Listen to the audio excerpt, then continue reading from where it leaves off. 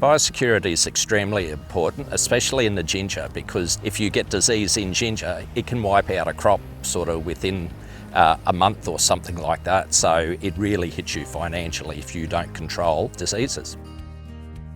Extremely important that we do not transfer soil from one block to the other. So we clean our machinery between blocks. We make sure we know where our seed material comes from. Very important for our inputs, whether it could be sawdust or chook manure or fertilisers or compost. We have really clean seed.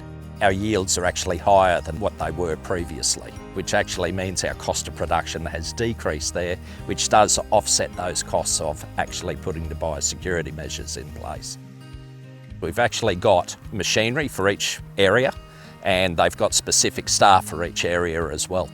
We will plough high priority areas first, and then we'll move to the lower priority areas later. If we know there's an incidence of disease outbreak around, then of course we'll be even more careful with what we do.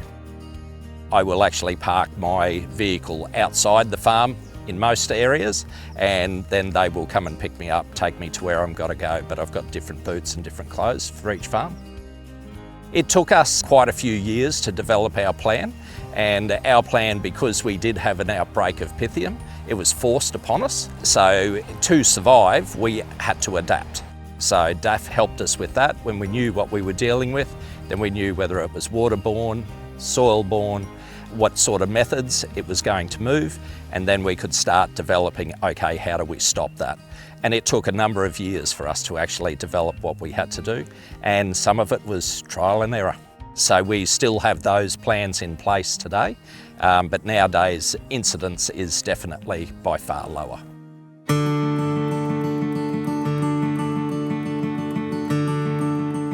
As visitors come to our place, what we try to do is get them to come to a specific spot, and obviously we will be able to find out the history of where they've been, whether they've got clean vehicle, clean clothes, clean boots, and then they can go from there.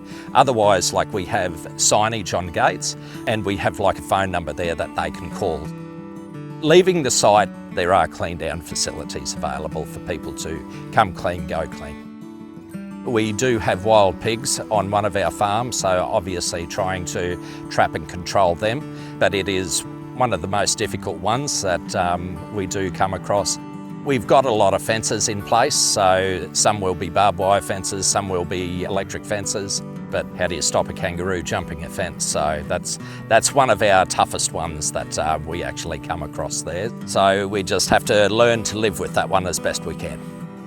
Don't transfer soil movement from one paddock to another, big thing for us. So we have specific crates for one farm compared to another farm compared to another. So things like that can save you a lot of heartache. If you've got livestock, know where it comes from. Keep them in a holding paddock and a cooler paddock before you let them out. We actually use drones to help us identify spots. The drone picks up like different colours in the plant, so if we've got a plant yellowing, then obviously we'll actually go and inspect as to why it is. It could be nutrient based, but most times when it's looking different to all the plants around it, we will actually extract that plant out, then we don't have a problem. Just take one step at a time. When you look at some of these things, it looks like a mountain. But what you do is you actually just take the most important things to you first. Do it quick, do it fast, handle it quickly.